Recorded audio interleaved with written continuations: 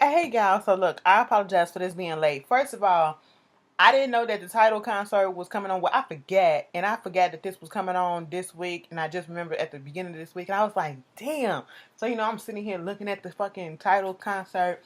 And, we always just looking for Jay-Z and Beyonce. We got that at the end. They closed out the show. They came out there, the Illuminati King and Queen. Okay, they did their thing, and I was happy. I was like, new outfits, bitch, pink. All right, feeling myself. Okay, it was cute.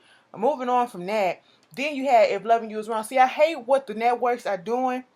We finally getting these good black TV shows on TV and they putting them on at the same damn time. I hate that. Empire Blackish coming on at the same damn time. Scandal, Sleepy Hollow coming on at the same damn time.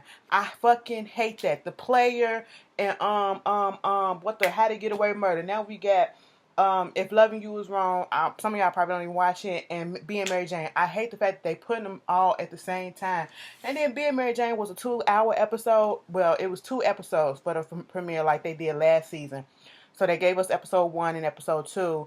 Kind of hate when they do that because it kind of make the review a little bit longer. But it was okay. It was cool. So, for the first episode, it was called Face and Fears, and it works in this sense because time wise, this first episode really wasn't much. It was basically dealing with the aftermath of what happened when Mary Jane got into her car accident. Now, if you remember last season, at the last episode at the very end, Mary Jane had literally just got promoted and she was finna get the seat in primetime news or whatever. And they was doing some shady ass shit. They was underhanding her. They was talking shit about her and all this stuff. And the token black bitch that they really don't want. They really want her gone. Okay. And I got a widow's pink, or is that just some straggling hair? You know. And she overheard. I think either David butt dialed her. And at this moment in time, David and Lisa was Lisa was over at David's house. Lisa is Mary Jane's one of her friends who's a doctor, and she got fucking depression and all this stuff, all type of fucking mental illness. The girl just ain't wrapped too tight. And she talking about her issues, talking about David, you one of my triggers and all this stuff. And, when you weren't feeling well and Mary Jane wasn't there for you, I sucked your dick, because that's basically what she said. And, Mary Jane is overhearing all of this stuff that she's finding out, and she's never knowing that this was going on. And so when the horn honked, that's when they realized that Mary Jane was on the other line, and she got into this car accident because she was listening and she was, focused on what was saying. So she got into this car accident.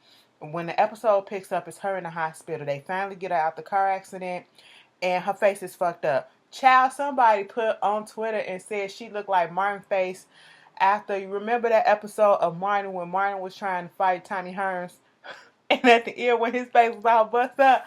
Bitch, that shit was so funny. And I said, well, she do. And it was so messed up. And the family is there. They had her in the MRI. She woke up in the MRI and, she was going crazy, whatever. They was trying to tell her, you need to calm down. And I was like, damn, first of all, they could have did a little bit better on the makeup stuff to make it look a little bit more realistic. But, A for effort, but it really wasn't all that. But, okay, still like some Play-Doh was on her face with some ketchup on it. Now, I know I wasn't the only one that was feeling that way, but hey, it is what it is. We get the scene where she getting rolled out and David out there in the hallway trying to touch her. She said, bitch, don't you touch me. She pushed him off. And I was like, yeah, step back. And you need to just step back. Guilty conscious. That's what it was. And then the daddy was like, what's going on? David was trying to say what was going on without saying what was going on. And the daddy read between the lines that he had something to do with it and punched this nigga in the face. And security came out of nowhere and tried to get him. I said, oh man, still got it. All right. Back in Mary Jane's room, we got, what's her name? Jesus, hold on one second. It's been so long. Kara. It's been, Kara on the phone. She then taped up the windows, taped up the mirrors, I should say, in the, her bedroom, not her bedroom, but her hospital room. And she basically trying to talk to whoever it is at the station, trying to make sure Mary Jane is okay. To secure her job, if she needs some legal representative and all this stuff, to whatever happened. On Mary Jane's way to her room, she sees the woman that she actually hit, which was played by Loretta Devine. Her character name is Cecile, aka Cece. Now, Cece is a piece of work. This hustling ass bitch, I gotta have some type of respect for her in this first episode because the way she hustled them, I was sitting here like, girl, when she told them, and contrary to popular belief, black people do read. I said, yes, you better fucking read them bitches at that table. Get your money, hoe. Even though it wasn't worth that much, but she sure enough got a lot out of there because she read them they cards. And I said, I was so much here for it. I said, teach me to trade. Talk me out these damn student loans, shit.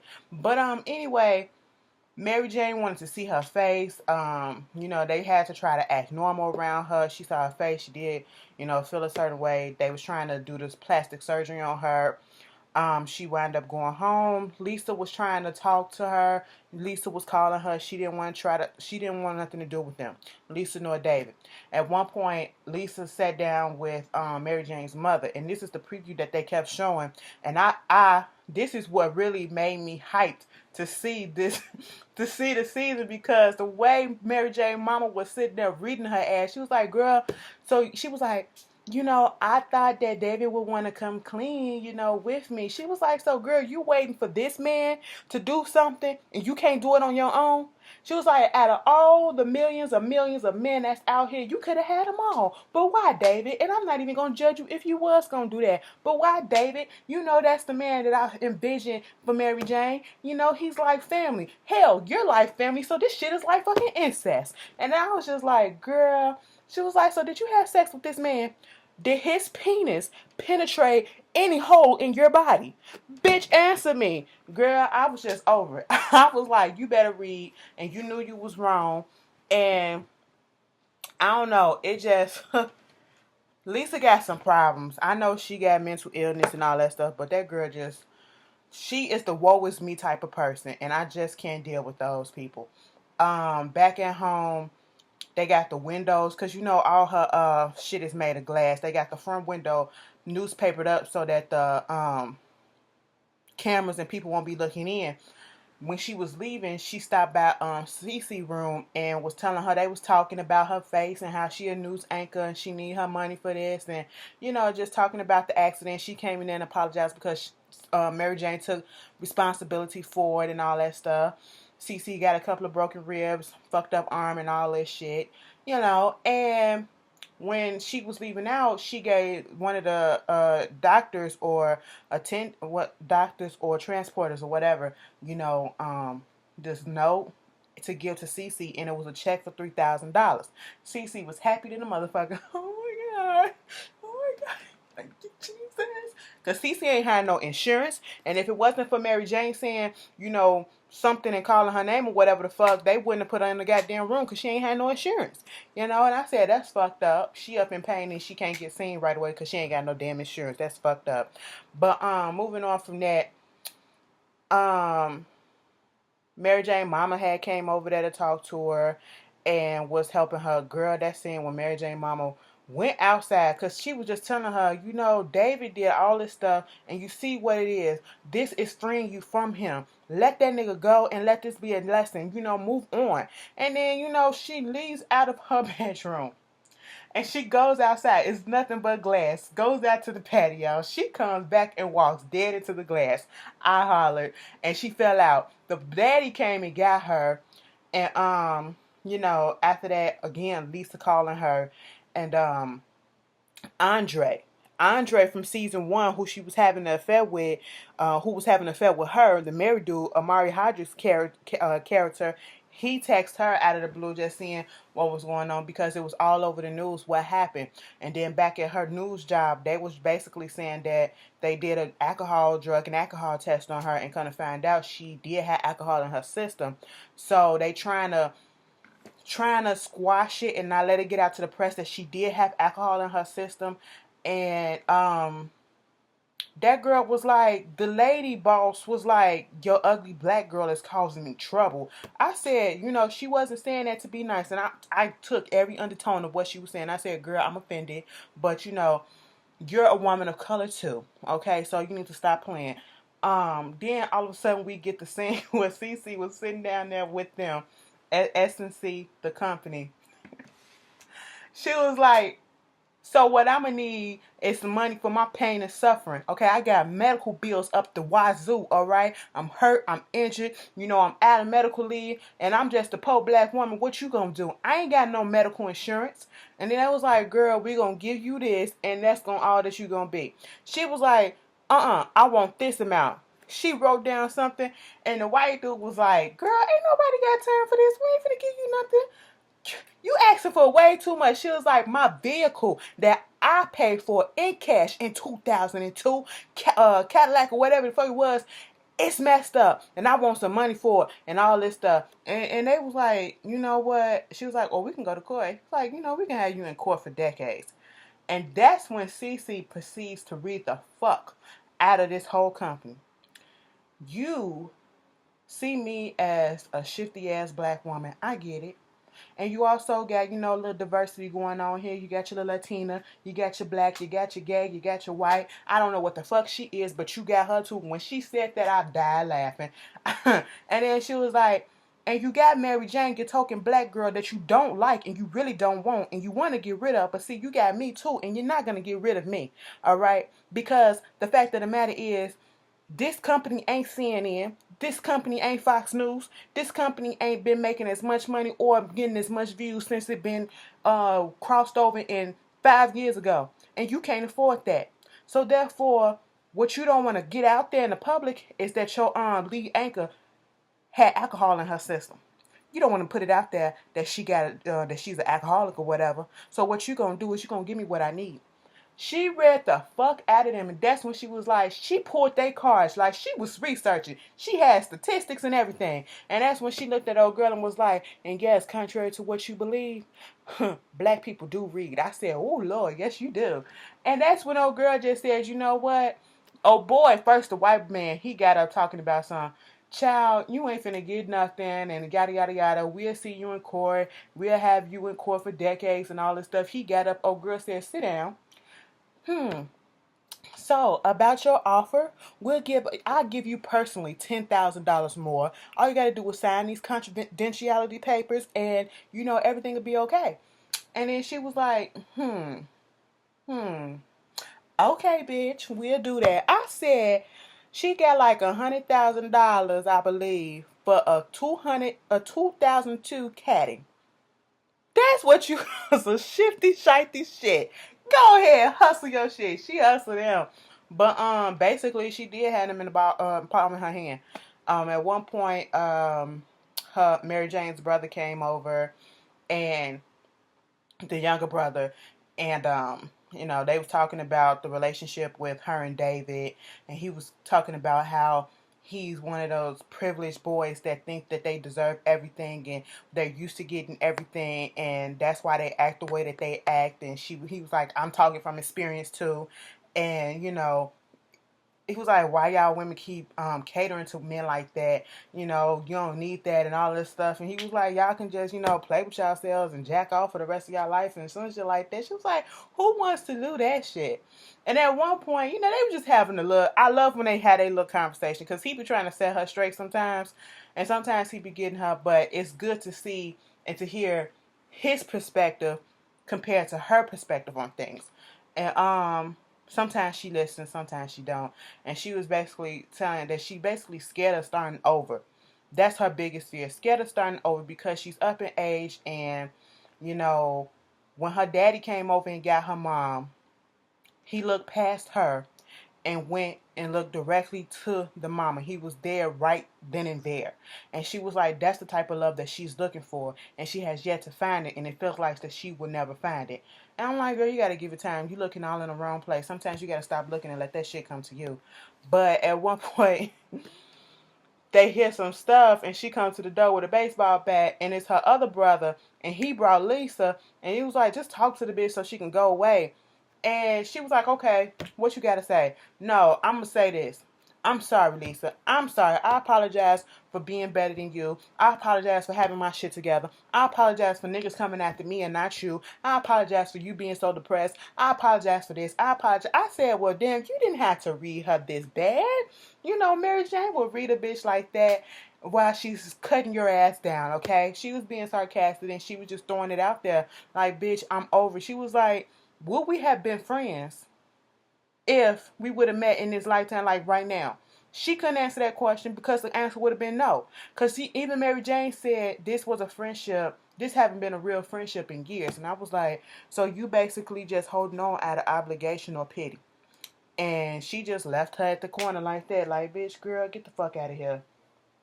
I was like, Lisa, you got some balls to show up. At least give her some time until her face heal up so she won't have to have a constant reminder. I was like, damn. That was episode 1. So episode number 2, his name Louie. Okay, so it starts off with somebody coming to well, not really, no. I just got ahead of myself. It starts off with Mary Jane's lawyer, you know, the slam ball from the game, the white guy from the game. He is in talks with the people at S&C, trying to secure Mary Jane's job, and trying to deal with the legal stuff. And they basically was like, if she don't do this and she don't do that, she's just another drunken black girl, and that's the defense that you don't want to take. You don't want to defend those type of people or some shit like that. I was like, oh, they are so ruthless and rude, and this is how they think. Okay, let me put you on our show and do this stuff for ratings, for diversity, so that we can appeal to everybody. But deep inside, I don't give a fuck about you. You ain't nothing but a goddamn number, and you ain't nothing but a paycheck, and really, I can do without you. I think you're the lowest of the low, okay, because of the skin color. And I was just like, damn, put it out there like that. At least you weren't holding back. And basically, they was trying to make it seem as if it was Mary Jane's fault for the accident. More so, not because that she was drunk. Well, making it seem that she was a drunk driver, like she's an alcoholic. They was trying to paint her out to be an alcoholic. Oh, but her lawyer was like, this is the liquor that she got from y'all at the party that y'all had or whatever that she was coming back from. So, you can't really put it on her. And then dude was like, but Mary Jane got a bottle of tequila and all this stuff underneath her desk that she drinks every day. So they basically saying, if you want to come after us, we're gonna be prepared. Just be prepared, because we're gonna be hitting hard, and it's so much stuff against Mary Jane that we can just throw it out there. She want to be that angry black bitch. She's an alcoholic. She's this and she's that, and we can throw that shit out there to you too. So it's gonna be a tough fight. And they just prolonging. They want to prolong her stay off the air. She's supposed to come back, and her face supposed to be completely healed in 3 weeks. And until then, they have to find a replacement, and preferably somebody who's of African descent or minority, because soon as Mary Jane was off the air, the ratings took a dip. So this guy comes in that's a representative of, like the Latino community, and basically was telling them, you need to get a Latino anchor woman on there, because there's not really that many representation of Latinos working in this firm, working in this office, as compared to the other news agencies. You got one person that he named who had, I think her name was Jamie Lynch, and I was like, I wouldn't have known that she Latino if just from the name or whatever, but that's a safe bet. And he was like, the fact that you think that just that one is good enough, that shows what a problem is. So they was going through these replacements and all this stuff, and they came across this girl named Marisol. And she's a cute girl. And let me tell you something about the news stuff. And anytime when you're trying to put somebody on TV and they just showing that most of this stuff is about looks. People are shallow like that, and they will tune in to somebody who looks good. That's what draws them in. Okay, looks is the factor. And regardless of if they suck or not, sometimes that's what it is. Sometimes people will sway away after they realize that this bitch don't know nothing that she talking about, or she don't know how to carry herself.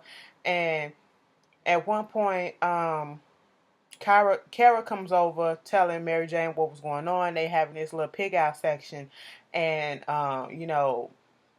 Mary Jane talking about, oh, what if I just come to work and do a real ugly black girl segment and be the real ugly black girl and give the voice to people who actually, don't really care about looks, and goes to show that, hey, you look like an average person or less than average, and you can be this and you can be that too, just as well as a girl or a man with a pretty face and yada yada yada. And Carol was like, girl, you can keep on talking, but that shit ain't gonna happen.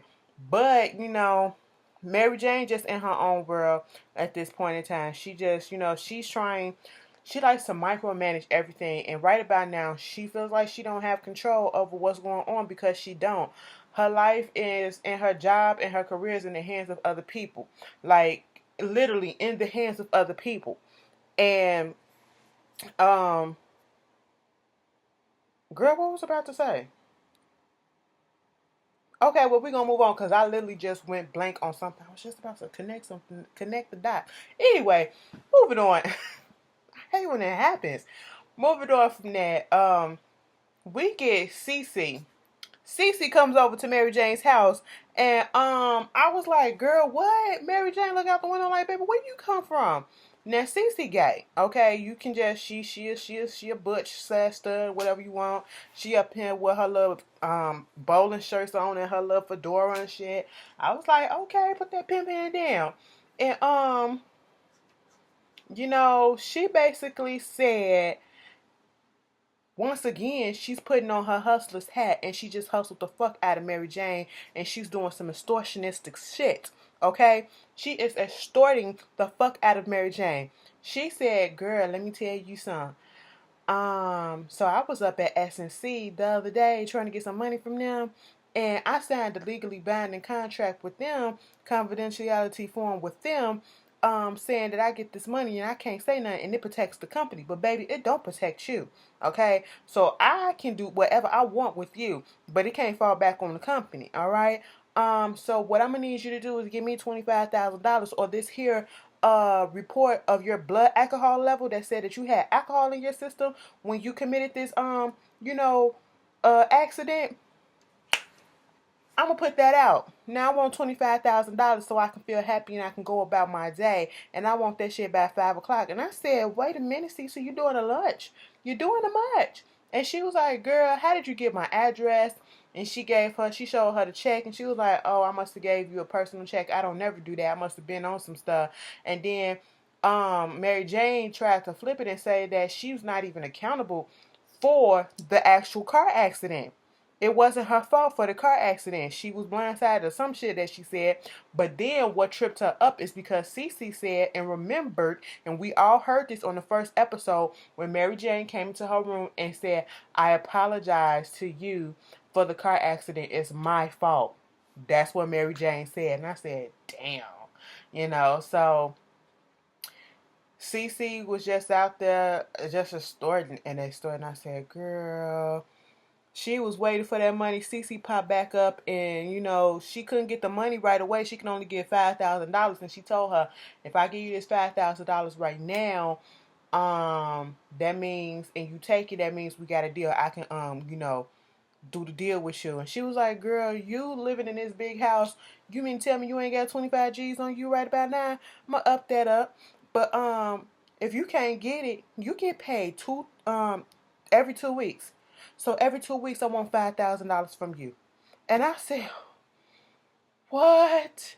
So at this point in time, because Mary Jane is so concerned about her image that she don't want her stuff to be put out on Front Street, so therefore, we still don't know how she got this damn paper about her blood alcohol level and all this stuff. And she just gonna say, okay, so they waiting for the carrier to come over with the $5,000. And at this point in time, they get into this debate about, if Negroes are lazy or, actually out there doing something, or they actually, being held back, or it's because they lazy and all this stuff because, I think, Mary Jane had this W.E.B. Du Bois book, and they just start conversing back and forth. And at this point in time, this is when they see Marisol finally on her first, show of the prime time. And this, Mary Jane was getting her feelings because Cece was just like, oh, she cute, she this, and girl, she's a Latina, she gonna she gonna wind up taking your shit. She was making her very insecure and making her get on her toes and think like, oh, I gotta hurry up and get my ass back to job because before I won't have a job. Because Cece was like, it's 52 million Hispanics in this United States. In a few years, everybody gonna be wearing cowboy shoes and cowboy hats, bitch. And I said, kind of true. And you know, that was that. At the very end of the episode, at the very end of the episode, Mary Jane was up there trying to figure out, she was like, I'm Mary Jane Paul. And this is prime time, trying to get her voice back and all this stuff, get her face on and everything. And next thing you know, at the very end, we hear, I'm a boss ass bitch, bitch, bitch. I ain't heard that shit in a minute. And I said, okay, bitch. She came walking down there. She was giving me very much, what was her character name on Two Can Play That Game? When she pulled that ponytail, was it Monica? Girl, whatever it was. That's what she was giving me when she did her hair like that. She took them glasses off and said, bitch, my face still fucked up, but I'm here. Okay, I can still work. I can do something. And she came up in that office and they was like, oh my God, Mary Jane, you're back. She was like, it's an honor. Here go Marisol. It's an honor to meet you finally. And she was like, cool, my face may be fucked up, but that don't mean that I can't work and all this stuff. So where were we? You get your ass up and move down. And I said, oops. Marisol got up out of Mary Jane's chair and sat in the other chair, and Mary Jane sat her ass down. I said, okay, that was cool. And then we get another story with Mary Jane's older brother. He's coaching his daughter's Deja's minute pee-wee basketball game or whatever, or he's helping out and all that stuff.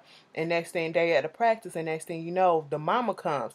Remember last season, the thing that happened between them two, they both were strung out at one point with each other. And that's how they lost a lot of stuff. That's how he lost his nightclub, his business, after he made a bad investment or didn't make an investment, and his shit went down the drain, and he turned to drugs, and they was doing drugs together.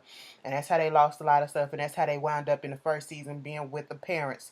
And then they moved out, and they had their own stuff, but then she went back on crack, and she was out there stealing and everything, and she got sent to jail. And, he needed like $3,000 to bond her out or whatever.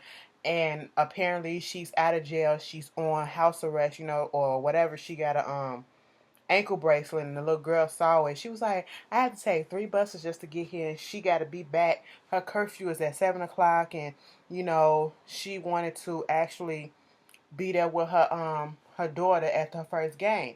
So he was like, girl, I'll come pick you up. So he picked her up for the game. And, she kept on telling her daughter, how she played basketball. She was 2-time city champ in high school, whatever. And you get it from her and all this stuff. So this comes into play when they at the game. And these 2 black ladies come over to them and was like, first of all, the grandmama can't stand her ass. She's shady as fuck as it is. You got that coming at you. And then you got these 2 black ladies coming over to the daddy like, that's your little girl. She is, we can see where she get it from. Oh, girl, the mama felt some type of way. She was like, I'm sitting right here. Yes, Deja's my daughter. And no, I'm the one that played basketball in high school. Two times city champ, okay? She gets it from me. Now sit your little ass down. I was like, okay, Deja mama. She was over it. But I feel like at one point she felt like she had to go because time was, she needed to go early so she can be on time. She got to do drug tests and all this stuff, and she can't be late for curfew and all this. And nobody really wanted to drive her. And she gets in her feelings because the coach told the daddy to take over because he had to go take a boo-boo. That's what he had to do. He had to go take a boo-boo. And she felt in her feelings a little bit. She was like, so I was the only one out here, doing coke and doing crack or whatever. I was the only one. You think you something now, and you think you this and you think you that. And I said, girl, hold on. You can't be upset at him because he's trying to change his life around. Yeah, he slipped up, but he ain't slipped up to the point that, he had to go on the fucking go to jail and get on a ankle monitor right about now again. You did that. You brought this shit upon yourself. You could have said no, but you didn't. So you can't put that on him. You need to put that anger on yourself.